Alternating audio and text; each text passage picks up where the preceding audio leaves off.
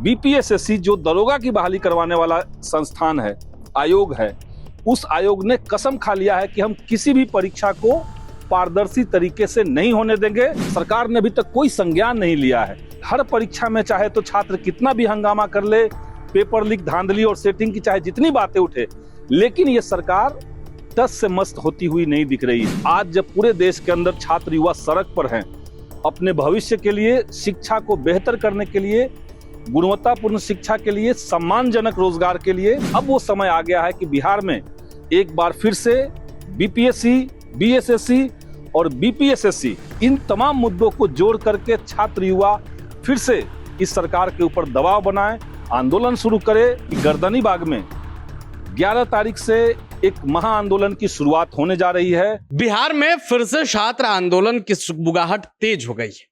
माले विधायक संदीप सौरभ ने छात्र आंदोलन का ऐलान किया है। उन्होंने बीपीएससी और वीएसएससी पर कई गंभीर आरोप लगाए हैं, सरकार पर भी आरोप लगाए और कहा है कि अब फिर से छात्र आंदोलन करना होगा क्योंकि सरकार छात्रों की बात नहीं सुनना चाहती है। छात्र और युवाओं पर कोई ध्यान नहीं है। इसीलिए मैं तमाम छात्रों से आग्रह करता हूं कि वो पटना के गर्दनीबाग में जुटे। तो देखिए, फिर से छात्र आंदोलन का ऐलान हो गया है। देखना होगा आगे क्या कुछ होता है।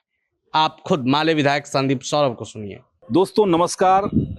2 दिन पहले हमने बीपीएससी 70वीं की जो परीक्षा हुई थी, उसमें बड़े पैमाने पर कॉपी जांच के अंदर अनियमितता का, एसओपी पालन नहीं करने का और साजिशन हिंदी माध्यम के छात्रों को बाहर धकेलने की जो सवाल उठाए थे, जो मुद्दे हमने सामने रखे थे, अभी तक सरकार की तरफ से या सामान्य प्रशासन विभाग की तरफ से या आयोग की तरफ से इस सवाल पर कोई स्पष्टीकरण नहीं आया है। सरकार ने अभी तक कोई संज्ञान नहीं लिया है। ये दिखाता है कि युवाओं को लेकर के, उनके भविष्य को लेकर के सरकार कितनी गंभीर है।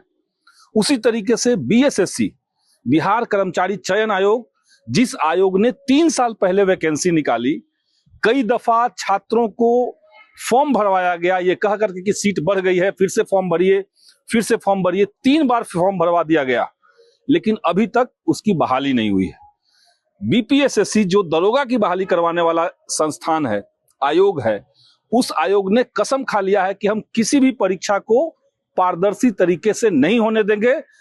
हर परीक्षा में चाहे तो छात्र कितना भी हंगामा कर ले, पेपर लीक, धांधली और सेटिंग की चाहे जितनी बातें उठे, लेकिन ये सरकार टस से मस्त होती हुई नहीं दिख रही है।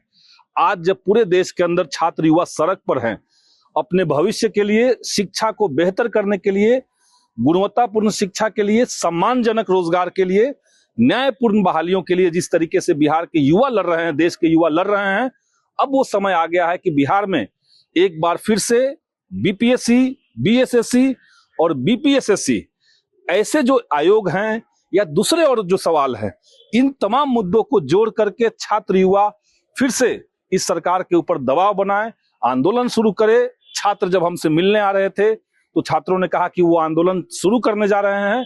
बिहार के तमाम नौजवानों को हम ये अपील करना चाहते हैं कि गर्दनीबाग में 11 तारीख से एक महा आंदोलन की शुरुआत होने जा रही है। बड़ी संख्या में छात्र युवा अपने हक अधिकार के लिए, आने वाली पीढ़ियों के लिए जो परीक्षाएं हों वो न्यायपूर्ण तरीके से हो, उसमें पारदर्शिता रहे। इन सवाल को लेकर के हम सबको एकजुट होना चाहिए, संघर्ष करना चाहिए।